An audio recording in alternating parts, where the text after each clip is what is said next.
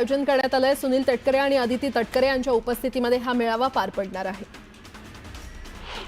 पंतप्रधान मोदी महाराष्ट्र दौऱ्यावर येणार आहेत। 18 एप्रिलला चिंचवडमध्ये चाफेकर बंधूंच्या स्मारकाच्या लोकार्पणासाठी मोदींना आमंत्रित करण्यात आलंय। यावेळी पंतप्रधान मोदींच्या हस्ते लोकार्पण होणार आहे। अमेरिकेने लागू केलेल्या आयात शुल्क व्यवस्थेमुळे भारताचा लाभ होण्याची चिन्ह असून महाराष्ट्रात गुंतवणुकीसाठी अनेक बडे उद्योजक रस दाखवतात। तर ही गुंतवणूक महाराष्ट्रातील मागास भागात जावी याकडे लक्ष दिलं जाईल असं वक्तव्य मुख्यमंत्री देवेंद्र फडणवीस यांनी केलंय। गेल्या आठवड्यात संसदेच्या दोन्ही सभागृहात संमत झालेलं वक्फ सुधारणा विधेयक कायद्यामध्ये रूपांतरित झालं असून संपूर्ण देशभरात ते लागू झालंय। अल्पसंख्याक व्यवहार मंत्रालयानं वक्फ कायदा लागू केल्याची अधिसूचना जारी केली आहे। वक्फ सुधारणा कायद्याविरोधात विरोधी पक्षांसह मुस्लिम संघटनांनी 15 याचिका सुप्रीम कोर्टात याचिका दाखल केल्या आहेत। लवकरच या प्रकरणाची सुनावणी होणार आहे। दरम्यान एकतर्फी आदेशाची शक्यता टाळण्यासाठी केंद्र सरकारनं सर्वोच्च न्यायालयामध्ये कॅव्हेट दाखल केले। काँग्रेस पक्षाचे 84वे अधिवेशन गुजरातमध्ये सुरू आहे। यावेळी लोकसभा विरोधी पक्षनेते राहुल गांधी यांनी महत्त्वाचं वक्तव्य केलंय। आम्ही दलित, मुस्लिम आणि ब्राह्मणांमध्ये अडकलो आणि ओबीसी आम्हाला सोडून गेले असं मोठं विधान राहुल गांधी यांनी केलं। नोंदणी केलेल्या बांधकाम कामगारांना निवृत्ती निवेदन देण्याची घोषणा कामगार कल्याण मंत्र्यांनी केलेली आहे। त्यामुळे संबंधित कामगारांसह त्यांच्या कुटुंबियांना आर्थिक सुरक्षा प्राप्त होणार आहे। निवृत्ती वेतन मिळणार असल्यानं कामगारांमध्ये आनंदाचं वातावरण आहे। गेल्या काही वर्षांपासून महागाईचा आलेख उंचावतोय, मात्र मद्य विक्रीवर त्याचा कोणताही परिणाम झाल्याचं दिसत नाहीये। उलट दिवसेंदिवस मद्य विक्री वाढते। गेल्या आर्थिक वर्षात नवी मुंबईतील मद्यप्रेमींनी सुमारे 60 कोटींची दारू रिचवली आहे आणि गेल्या वर्षीच्या तुलनेत यात वाढ झालेली आहे। मुरुड तालुक्यात दमट हवामान आणि दाट धुक्यामुळे आंबा, काजू या दोन्हींच्या उत्पादनात कमालीची घट होण्याची शक्यता आहे। यामुळे बागायतदार शेतकरी चिंतातूर आहेत। तालुक्यात आंब्याची 1590 हेक्टर आणि काजूची 26 हेक्टर क्षेत्रावर लागवड आहे। गेल्या वर्षी 12 ते 15 हजारांचा पल्ला गाठत अद्रकनं अनेक शेतकऱ्यांना मालामाल केलं होतं। परिणामी यंदा आल्याची विक्रमी लागवड करण्यात आली आहे, मात्र सडीचं प्रमाण वाढल्यानं आल्याची माती झाली आहे। भावही 2200 रुपयांवर आलाय आणि त्यामुळे शेतकरी आर्थिक संकटात सापडले। राज्याच्या विकास कामांसाठी राज्य सरकारच्या अखत्यारीतील जमिनी विकायला काढण्याचा निर्णय घेतलाय आणि त्यासाठी नागपूर, पुणे, नाशिक, छत्रपती संभाजीनगर येथील विकास प्राधिकरणांकडे सरकारी जमिनी हस्तांतरित करून त्याच्या विक्रीतून विकास निधी उभारण्यास मंत्रिमंडळ बैठकीत मान्यता देण्यात आली आहे। केंद्रीय गृहमंत्री अमित शहा 12 एप्रिलला किल्ले रायगडावर येत आहेत। छत्रपती शिवाजी महाराजांच्या पुण्यतिथीनिमित्तानं आयोजित आदरांजली कार्यक्रमासाठी त्यांचा हा दौरा असणार आहे। यावेळी अमित शहा, मुख्यमंत्री, दोन्ही उपमुख्यमंत्री होळीच्या माळावरून जगदीश्वर मंदिराकडे इलेक्ट्रिक कारनं जाणार आहेत। शक्तीपीठ महामार्गात जमीन जाणाऱ्या शेतकऱ्यांना नगण्य मदत मिळणार आहे। बाधितांना जास्त पैसे मिळणार अशा थापा मारल्या जात आहेत असा आरोप राजू शेट्टींनी केलाय। शक्तीपीठ महामार्गाचा शेतकऱ्यांना काहीच उपयोग होणार नाही असं देखील राजू शेट्टी म्हटलंय। कल्याण डोंबिवली महापालिकेला आठवड्याभराच्या प्रतीक्षेनंतर नवे आयुक्त मिळाले आहेत। हिंगोलीचे जिल्हाधिकारी अभिनव गोयल यांची कल्याण डोंबिवली महानगरपालिका आयुक्तपदी नियुक्ती करण्यात आली असून राज्य शासनानं यासंदर्भात अधिकृत आदेश जारी केला आहे। मंत्रालयातील व्हिजिटर्सची गर्दी कमी करण्यासाठी फेस रीडिंगची यंत्रणा आणली, पण मंत्रिमंडळ बैठकीच्या दिवशी मंत्रालयाच्या प्रवेशाची मोठी तारांबळ उडाली होती। मंत्रालयातील प्रवेशासाठी मंत्र्यांच्या शिफारसींच्या पत्रांचा पोलीस यंत्रणेवर अक्षरशः पाऊस पडला होता। दिवसभरात तब्बल 5 ते 7 हजारांहून जास्त व्हिजिटर्स मंत्रालयात आले होते। राष्ट्रपुरुषांचा अवमान आणि इतिहास अभ्यासक इंद्रजीत सावंतांना धमकी दिल्याप्रकरणी अटकेत असलेल्या प्रशांत कोरटकरच्या जामीन अर्जावर आज निकाल येणार आहे। जिल्हा सत्र न्यायाधीश डी.व्ही. कश्यप यांच्यासमोर सोमवारी कोरटकरच्या अर्जावर सुनावणी झाली होती आणि त्यामुळे आजच्या निकालाकडे सगळ्यांचं लक्ष लागलंय। कोरटकरला जेलमध्येच राहावं लागणार की जामीन मिळणार याबद्दल उत्सुकता आहे। नागपूर हिंसाचाराचा कथित सूत्रधार फहीम शमीम खानची आता सायबर पोलीस चौकशी करणार आहेत। प्रथम श्रेणी न्यायदंडाधिकारी न्यायालयानं फहीम खानचा 2 दिवसांकरता PCR मंजूर केलाय। दरम्यान नागपूर हिंसाचार प्रकरणी कुणी भडकवणारे मेसेज, व्हिडिओ व्हायरल केलेत याबाबत सखोल चौकशी होणार आहे।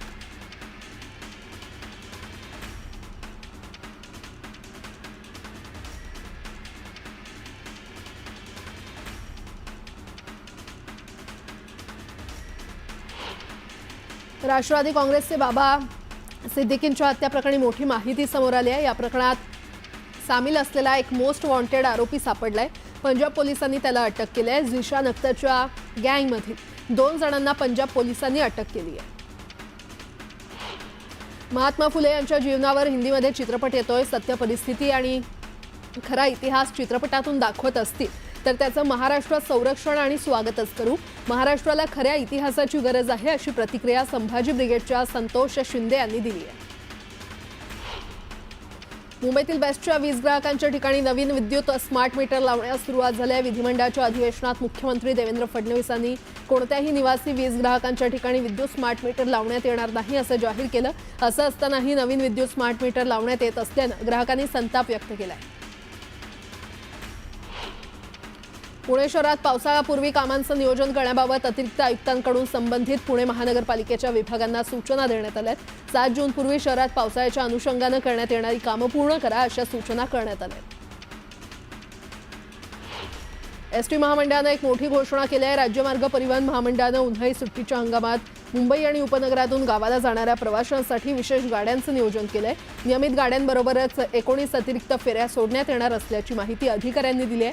प्रवाशांची वाढती संख्या पाहता हा निर्णय घेण्यात आलाय. अमरावतीवरून मुंबईला जाणाऱ्या पहिल्याच विमानाची तिकीटं फुल झाली आहेत. 16 एप्रिलला अमरावती विमानतळावरून पहिलं विमान मुंबईच्या दिशेनं झेपावणार आहे.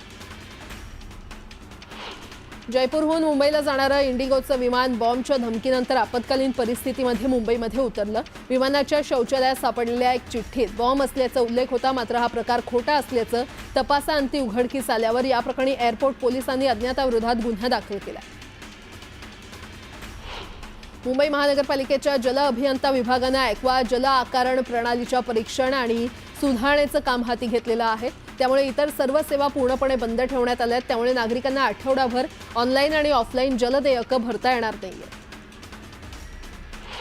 आपले सरकार पोर्टलच्या संदर्भात एक अतिशय महत्त्वाची अपडेट. आपले सरकार पोर्टलच्या माध्यमातून नागरिकांना विविध प्रकारच्या सेवा सुविधा पुरवल्या जातात. या सेवा सुविधा येत्या 10 एप्रिल ते 14 एप्रिल दरम्यान पूर्णपणे बंद असणार आहेत. या कालावधीमध्ये आपले सरकार पोर्टलची काही नियमित देखभाल दुरुस्ती होणार आहे. गेल्या काही दिवसातील जागतिक घडामोडींमुळे सोनं आणि चांदीचे दर सातत्यानं बदलत आहेत. सराफा बाजार मंगळवारी 24 कॅरेट सोन्याचा दर 10 ग्रॅमसाठी 91,000 रुपये होता. तर गेल्या 4 दिवसात सोन्याच्या दरात तब्बल 2,400 रुपयांची घसरण झाली आहे. कमाल तापमान 35च्या वर असल्यानं मुंबईत उन्हाचा तडाखा कायम आहे. सांताक्रूज वेधशाळेमध्ये मंगळवारी 36°C इतकं कमाल तापमान नोंदवण्यात आलं. पुणे आणि उपनगर परिसरामध्ये कमाल तापमानात सतत वाढ होते. गेल्या 3 दिवसांपासून कमाल तापमान सरासरी 41°C दरम्यान स्थिरावलंय.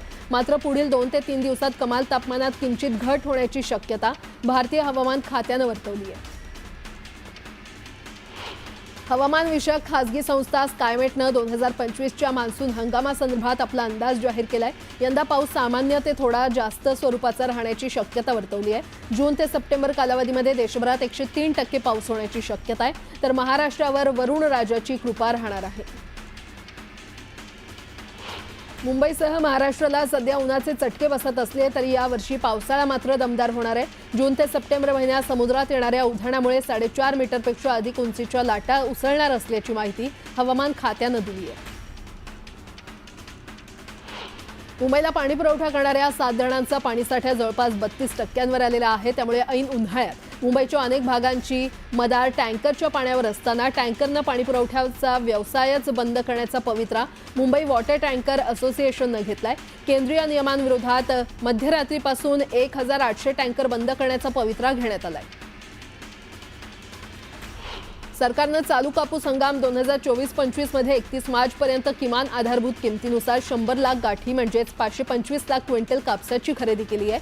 तेलंगणामध्ये सर्वाधिक 40 लाख गाठींची खरेदी झाली आहे.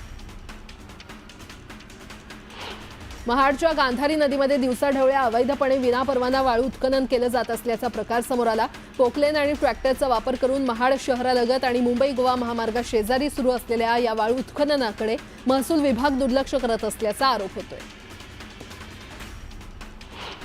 सिगारेटची ठिणगी गवतावर पडल्यानं देवगिरी किल्ल्यावर आग लागल्याचा अंदाज वर्तवण्यात येतोय. आगीचा वणवा पसरल्यानं 100हून अधिक झाडं, 50 घोरपडी तर 25 मोर आगीत होरपळून गेले. कोल्हापूरच्या ज्योतिबा यात्रेसाठी निघालेल्या साताऱ्यातील निनाम येथील मानाच्या पहिल्या बैलगाड्या मार्गस्थ झाल्यात. 12 एप्रिलला ज्योतिबा यात्रेचा मुख्य दिवस आहे. मुंबई आणि परिसरातील सीएनजी ग्राहकांना आता खर्चाचा फटका बसणार आहे। महानगर गॅस लिमिटेडनं सीएनजी आणि पीएनजीच्या किमतींमध्ये किलोमागे 1.5 रुपयांची वाढ केली आहे। राज्यातील पहिले ते 9वीच्या पॅट पेपर यूट्यूबवर फुटल्याप्रकरणी राज्य शैक्षणिक संशोधन आणि प्रशिक्षण परिषदेनं पुण्यातील विश्रामबाग पोलीस ठाण्यात तक्रार दाखल केली आहे। त्यानुसार 21 यूट्यूब चॅनलवर गुन्हा दाखल करण्यात आला। राज्य सरकारच्या शिक्षण विभागानं काढलेल्या आदेशाला धाराशिव जिल्ह्यातील शिक्षण विभागाकडून हरताळ फासवण्यात आलाय। उन्हाच्या तीव्रतेमुळे सकाळी 7 ते 11:15 पर्यंत शाळा भरवण्याचे आदेश असतानाही धाराशिव जिल्ह्यातील शाळा सकाळी 7 ते 12:30 पर्यंत भरवल्या जातात। पर्यटनासाठी प्रसिद्ध असलेल्या लोणावळ्यातील कार्ला मळवली मार्गावरील पथदिवे गेल्या काही दिवसांपासून बंद आहेत आणि त्यामुळे या मार्गावरून प्रवास करणाऱ्या पर्यटकांना रात्रीच्या वेळेस अडचणींना सामोरं जावं लागतंय। त्यामुळे त्वरित पथदिवे लावण्याची मागणी होती। ड्रग्ज प्रकरणी पुजाऱ्यांचं नाव आल्यानंतर मंदिर प्रशासनानं मंदिर बंदी करणार असल्याचा इशारा दिला होता। त्यानंतर पुजारी आणि मंदिर प्रशासनातील वाद पेटलाय। कायद्यानुसार जी कारवाई असेल ती मंदिराच्या बाहेर, मंदिराच्या आत कार्यवाही करू नका अशी मागणी करण्यात येते। पुण्यात 39 पोलीस स्टेशन, गुन्हे शाखा, वाहतूक पोलीस विभाग याच्यामध्ये बेवारस पडलेल्या वाहनांचा लिलाव केलेला आहे। यामध्ये एकूण 962 वाहनांचा ई-लिलाव करण्यात आलाय। ज्या पोलीस स्टेशनच्या परिसरात अशा प्रकारची वाहनं वर्षानुवर्ष पडून आहेत त्यांचा लिलाव करण्याचा मुख्यमंत्र्यांच्या 100 दिवसांच्या कार्यक्रमामध्ये समावेश होता। बीडीडी चाळीच्या नवीन घरांसाठी लॉटरी काढताना म्हाडानं काही इमारतींना झुकतं माप दिल्याची तक्रार करण्यात आली होती। संबंधित प्रकरणात करण्यात आलेल्या आरोपाची उच्च न्यायालयानं मंगळवारी गंभीर दखल घेतली। यानंतर नामजोशी मार्गावरील 7, 8, 9 आणि 10 या 4 चाळींच्या लॉटरीला न्यायालयानं स्थगिती दिली आहे। स्टॅम्प पेपर पाठोपाठ आता फ्रँकिंगचं शुल्क 5,000 रुपयांवरून 10,000 रुपये करण्यात आलेलं आहे। काही दिवसांपूर्वीच स्टॅम्प पेपरचं शुल्क वाढवण्यात आलं होतं। आता फ्रँकिंगचं शुल्क दुपटीनं वाढवल्यानं सर्वसामान्यांचं कंबरडं मोडणार आहे। मुंबई विद्यापीठाच्या LLBच्या 5व्या सत्राच्या परीक्षेत जुन्या अभ्यासक्रमावर आधारित प्रश्नपत्रिका देण्यात आल्यानं विद्यार्थ्यांना मंगळवारी मनस्तापाला सामोरं जावं लागलं। या प्रकारामुळे विद्यापीठाच्या परीक्षा विभागाचा भोंगळ कारभार पुन्हा एकदा चव्हाट्यावर आलाय। मध्य रेल्वे उन्हाळी हंगामातील प्रवाशांची अतिरिक्त गर्दी लक्षात घेत 30 अतिरिक्त उन्हाळी विशेष गाड्या चालवणार आहे। त्यापैकी 24 गाड्या छत्रपती शिवाजी महाराज टर्मिनस ते आदिलाबाद मार्गावर धावणार आहेत, तर भिवंडी, सांकराईल आणि खडगपूर ते ठाणे या दरम्यान 6 अनारक्षित विशेष गाड्या चालवल्या जाणार आहेत। राज्य मार्ग परिवहन महामंडळानं यंदाच्या उन्हाळी सुट्टीच्या हंगामात मुंबई आणि उपनगरांमधून गावाकडे जाणाऱ्या प्रवाशांसाठी विशेष नियोजन केलंय। उन्हाळी सुट्टीच्या कालावधीत नियमित गाड्यांव्यतिरिक्त दररोज लांब पल्ल्याच्या 19 अतिरिक्त फेऱ्या सोडण्याचा निर्णय एसटी महामंडळानं घेतलाय। मुंबई सेंट्रल, परळ, कुर्ला, उरण आणि पनवेल या आगारांमधून ज्यादा फेऱ्या सोडण्यात येणार आहेत। झोपडपट्टी पुनर्वसन योजनांमध्ये झोपडीधारकांना वेळेवर भाडं न देणाऱ्या विकासकांची संपत्ती जप्त करण्याचा आणि गरज भासल्यास थकीत भाडं वसुलीसाठी या संपत्तीचा लिलाव करण्याचा निर्णय राज्य सरकारनं घेतलाय। SRAमध्ये झोपडीधारकांचे 600 कोटींहून अधिक भाडं विकासकांनी थकवलंय आणि त्यामुळे या निर्णयामुळे हजारो झोपडीधारकांना त्यांचं थकीत भाडं विकासकांकडून मिळण्याचा मार्ग मोकळा झालाय। राज्यात कुपोषण मुक्तीसाठी शासकीय आणि प्रशासकीय पातळीवर विविध योजना राबवणं, कार्यक्रम घेणं आणि जनजागृती करणं असे प्रयत्न होत असताना कुपोषण काही केल्या कमी होत नसल्याचं चित्र आहे। राज्यात फेब्रुवारी महिन्यात 1,82,443 कुपोषित बालकं असल्याची धक्कादायक माहिती हाती आली आहे। याचं मूळ कारण महिला आणि बालविकास विभागातील रिक्त पदं असून रिक्त पदांमुळे योजना राबवणं कठीण झालंय। पुणे महानगर प्रदेश विकास प्राधिकरणाच्या वतीनं मौजे होली गावातील 6 अनधिकृत प्लॉटिंगवर निष्कासनाची कारवाई करण्यात आलेली आहे। यात माऊली कृपा developers, Shivganesh park, Dattakrupa developers, Vishnu park, green valley park, Shivganesh park आणि गिरीश लांडे यांचा समावेश आहे। पिंपरी चिंचवड महानगरपालिकेच्या यांत्रिकी विभागात सापांचा वावर मोठ्या प्रमाणात वाढला। या ठिकाणी काम करणाऱ्या दिव्यांग कर्मचाऱ्यांना जीव मुठीत धरून काम करावं लागतं। बेस्ट उपक्रमाला नव्या आर्थिक वर्षात मुंबई महापालिकेकडून 1,000 कोटी रुपये निधी दिला जाणार आहे। त्यापैकी 100 कोटींचा हप्ता प्रशासनानं बेस्ट उपक्रमाला दिलाय। या अनुदानातून कर्मचाऱ्यांना सेवानिवृत्तीची थकबाकी देण्याचे आदेश न्यायालयानं दिले। अंगणवाडीमध्ये पूर्वीप्रमाणेच पाकिटबंद आहार वाटप करावा, तसंच फेस रेकग्निशन प्रणालीमधील अडचणी दूर कराव्यात आदी मागण्यांसाठी अंगणवाडी कर्मचारी कृती समितीनं 1 दिवस धरणे आंदोलन केलंय। राजस्थानमधील बाडमेरचं तापमान 45.6 अंशांवर गेलंय तर राज्यात 3 दिवस कडक उन्हाचे असतील असा अंदाज वर्तवण्यात येतोय। राजस्थान, मध्य प्रदेश आणि गुजरातसह देशातील 9 राज्यांमध्ये उष्णतेच्या लाटेचा इशारा देण्यात आलाय।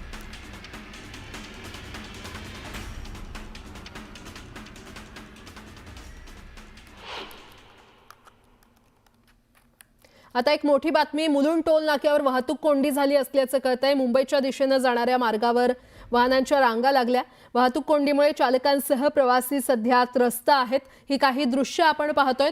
मुलुंड टोल नाक्यावर वाहतूक कोंडी झाल्याची ही दृश्य मुंबईच्या दिशेने जाणाऱ्या मार्गांवर रांगा लागल्या असल्याचं पाहायला मिळतंय आणि या सकाळच्या वेळेस वाहतूक कोंडीमुळे चालकांसह आता प्रवासी त्रस्त झाले।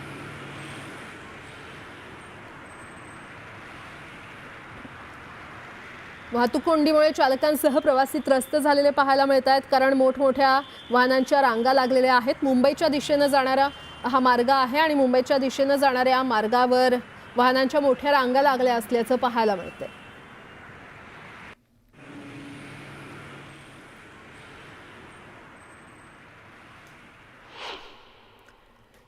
पश्चिम रेल्वेच्या मुंबई विभागाने 2024-25 या आर्थिक वर्षात व्यावसायिक उत्पन्नाच्या बाबतीत नवा उच्चांक गाठलाय। विविध माध्यमातून एकूण 4,485 कोटी रुपयांचा महसूल मिळवलाय। यामध्ये प्रवासी तिकीट विक्री, मालवाहतूक, पे अँड पार्क सुविधा तसंच खाद्यपदार्थ विक्री यांचा मोठा वाटा आहे। अटल सेतूची जोडणी थेट वांद्रे वरळी सी लिंक रोडला देण्यासाठी महत्त्वपूर्ण असलेल्या वरळी शिवडी उन्नत मार्गिकेसाठी प्रभादेवी रेल्वे स्थानकावरील पूल पाडण्यात येणार आहे। यासाठी वाहतूक पोलिसांची परवानगी मिळण्याचा मार्ग मोकळा झालाय। त्यामुळे वाहतूक पोलिसांनी हरकती आणि सूचना मागवल्या। विविध योजनांमध्ये राज्यातील घरकुल लाभार्थ्यांसाठी 5 ब्रासपर्यंत मोफत वाळू उपलब्ध करून देण्याच्या निर्णयासह राज्याच्या वाळू रेती निर्गती धोरणास राज्य मंत्रिमंडळानं मान्यता दिली आहे। नदी खाडीपात्रातील वाळू रेतीचं उत्खनन, साठवणूक आणि ऑनलाईन विक्री डेपो पद्धती ऐवजी लिलाव पद्धतीनं करण्यात येणार आहे। वरळी शिवडी उन्नत मार्गिकेसाठी प्रभादेवी रेल्वे स्थानकावरील पुलाचं पाडकाम केलं जाणार आहे आणि त्यामुळे या परिसरातील वाहतुकीत बदल केला जाणार आहे। प्रभादेवी पुलाची पश्चिम वाहिनी बंद केली जाणार आहे आणि त्यामुळे इथून दादर पश्चिमेकडे जाणारी वाहनं मडकेबुवा चौक इथून डॉक्टर बाबासाहेब आंबेडकर रोडनं टिळक ब्रिज मार्गे जातील। सूक्ष्म आणि लघु व्यवसायांसाठी कर्जवाढ मे 2024 मध्ये 15.5% घसरून नोव्हेंबर 2024 मध्ये 10.1% पोहोचली आहे। मोठ्या व्यवसायांच्या बाबतीत कर्जवाढ स्थिर राहिली तर मध्यम आकाराच्या कंपन्यांसाठी ती नोव्हेंबरमध्ये वाढून 20% इतकी झाली आहे। मुद्रा कर्ज योजनेद्वारे 33 लाख कोटी रुपयांचं तारणमुक्त कर्ज मंजूर करण्यात आलं असून त्यातून असंख्य लोकांना आपली उद्यमशीलता दाखवण्याची संधी मिळाली आहे असं प्रतिपादन पंतप्रधान नरेंद्र मोदी यांनी केलंय। तर मुद्राच्या 70% लाभार्थी महिलाच आहेत। 2024-25 मध्ये भारतातील वाहन विक्री आदल्या वर्षाच्या तुलनेत 6% वाढली आणि या वर्षात 2.61 कोटींपेक्षा जास्त वाहनांची विक्री झाली आहे। राज्यात वाळू उपशासाठी नवीन धोरण जाहीर करण्यात आलंय। वाळू रेतीचं उत्खनन आणि साठवणूक आणि ऑनलाईन विक्री करण्याऐवजी यापुढे लिलाव पद्धतीनं करण्यात येणार आहे। लिलावाद्वारे उत्खनन करण्यात येणाऱ्या प्रत्येक वाळू गटातील 10% वाळू विविध घरकुल लाभार्थ्यांसाठी 5 ब्रासपर्यंत विनामूल्य उपलब्ध करून देण्यात येणार आहे। मुंबई शहर आणि उपनगरांमध्ये विहिरी आणि बोरवेलच्या माध्यमातून मोठ्या प्रमाणावर पाण्याचा उपसा केला जातो। ते पाणी सहज बांधकामासाठी वापरलं जातं आणि उपसा किती करायचा याचं गणित आपल्याकडे नसल्यानं गेल्या कित्येक वर्षांपासून मोठ्या प्रमाणात जमिनीतील पाण्याचा उपसा केला जातोय। भूजल साठ्याचं मीटरिंग झालं तर साहजिकच टँकर मालकांच्या माफियागिरीला चाप बसेल। राज्यात मधमाशा पालनाला मोठा वाव आहे आणि त्यामुळे मध उद्योगाची व्याप्ती वाढवण्यासाठी मधमाशी पालनाबाबत जनजागृती, प्रशिक्षण आणि प्रोत्साहन देण्यासाठी मध महोत्सव भरवला जातो। शिवाय मधमाशांच्या पालनातून रोजगार निर्माण करण्यासह मेणापूर येथे मर्यादित न राहता मधाच्या खरेदी विक्रीसह या उद्योगाला समृद्ध करण्यास उपयोग होतोय। बोरिवली स्थानकातून पार्सल बुकिंग सेवा 10 मार्चपासून बंद करण्यात आली आहे। त्यामुळे याचा परिणाम बोरिवली आणि परिसरातील छोट्या व्यापाऱ्यांवर होतोय। वर्ध्यात विविध मागण्यांसाठी नगर परिषद कर्मचाऱ्यांनी आवरण उपोषण सुरू केलंय। 5 कर्मचाऱ्यांनी उपोषणाला सुरुवात केली असून सेवानिवृत्त कर्मचाऱ्यांच्या देयतेचे पूर्ण पैसे द्यावेत अशी मागणी करण्यात होती। नांदेड जिल्ह्यात झालेल्या वादळी वाऱ्यासह अवकाळी पाऊस आणि गारपिटीमुळे शेती पिकाचं मोठ्या प्रमाणात नुकसान झालंय। वादळी वाऱ्यामुळे घरावरील पत्रे देखील उडून गेलेत। पिकांचंही नुकसान झाल्यानं पंचनामा करून नुकसान भरपाई देण्याची मागणी होतीये। शिर्डीमध्ये 4 भिक्षुकांचा मृत्यू झाल्यानं संताप व्यक्त होतो। या घटनेवर संतप्त प्रतिक्रिया देताना खासदार निलेश लंके यांनी थेट प्रशासन आणि सत्ताधाऱ्यांना जाब विचारलाय। भिक्षुकांच्या मृत्यूला जबाबदार कोण असा सवाल त्यांनी केलाय। नागपूर शहरात वर्षभरात 182 अपघात झाले असून यात 63 जणांचा मृत्यू झालाय। मागच्या वर्षीच्या तुलनेत अपघाताच्या संख्येत यंदा घट झाल्याचा दावा करण्यात आलाय। 1 जानेवारी 2023 ते 31 मार्च 2024 दरम्यान शहरात 268 अपघातात 88 जणांचा मृत्यू झाला होता। सध्या सर्वत्र जिबली फोटोचा ट्रेंड सुरू आहे, मात्र जिबलीमुळे अनेकांचं बँक खातं रिकामं होऊ शकतं। जिबली स्टाईल करण्यासाठी अनेक जण फेसबुक, यूट्यूब, व्हॉट्सअप, इंस्टाग्रामवर आलेल्या लिंक ओपन करतात आणि या लिंक क्लिक करतात सायबर गुन्हेगारांच्या जाळ्यात नागरिक अडकतात। सोलापुरात विजेच्या धक्क्यानं शाळकरी मुलीचा मृत्यू झालाय। घराच्या छतावर जात असताना वायरचा करंट लागल्यानं मुलीचा जीव गेला। महावितरणाच्या हलगर्जीपणामुळे या विद्यार्थिनीचा मृत्यू झाल्याचा आरोप नातेवाईकांनी केला।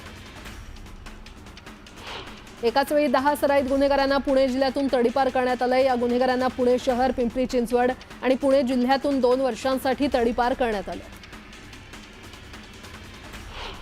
पुण्यातील उरुळी देवाची कचरा डेपोला मोठी आग लागली होती। तब्बल 13 तासानंतर या आगीवर नियंत्रण प्रस्थापित करण्यात आलंय। काल दुपारी 4 वाजण्याच्या सुमारास ही आग लागली होती। येत्या 21 ते 24 एप्रिल दरम्यान प्रभादेवी येथील पु ल देशपांडे महाराष्ट्र कला अकादमीमध्ये चित्रपताका महोत्सवाचं आयोजन करण्यात येणार आहे। मराठी चित्रपट सृष्टीचे प्रतिनिधित्व करणारी एक झळाळती पताका म्हणजेच चित्रपताका ही संकल्पना या महोत्सवामागे आहे। सांगलवाडीच्या महालक्ष्मी मंदिर यात्रेनिमित्त मानाची जयंती बैलगाडा शर्यत भरवण्यात आली होती। या बैलगाडी शर्यतीमध्ये सांगोल्याचा राजा आणि शिरूरचा हेलिकॉप्टर बैजानं मैदान मारलं। 1.25 लाखांचं बक्षीस देऊन त्यांचा सन्मान करण्यात आला। चिक्कलगी भुयार मठाचे मठाधिपती हभप तुकाराम बाबा महाराज यांच्या सानिध्यात चैत्रवारीमध्ये प्रतिवर्षाप्रमाणे याही वर्षी चिक्कलगी भुयार ते पंढरपूर पायी दिंडीनं सर्वांचं लक्ष वेधून घेतलं। विठ्ठल माझा मी विठ्ठलाचा गजर करत भाविक भक्तीमध्ये दंग झाल्याचं पाहायला मिळालं। पाटण तालुक्यातील बनपुरी येथील श्री क्षेत्र नाईकबा देवाच्या यात्रेसाठी आलेल्या मानाच्या सासन काठीला ग्रामस्थ आणि भाविकांनी परंपरेनुसार निरोप दिला। या निरोपानंच यात्रेची सांगता होत असून नाईकबा डोंगर माथ्यावर आता पुढील 5 रविवारी भाविकांची गजबज पाहायला मिळणार आहे। हिमाचल प्रदेशातल्या लाहोल स्पितीमध्ये दारचा शिंकुलामध्ये जाणारा रस्ता बीआरओनं खुला केलाय। बर्फवृष्टीमुळे बंद असलेला हा रस्ता तब्बल 4 महिन्यानंतर वाहतुकीसाठी खुला करण्यात आलाय। यूपीच्या रायबरेली इथे ट्रक चालकानं दबंगगिरी केल्याचं समोर आलं। एका वकिलाला त्यानं चाकूनं धमकी दिल्याचा आरोप होतोय। या प्रकरणी पोलिसांनी चालकाला अटक केली असून त्याच्याकडील चाकूही जप्त केलाय।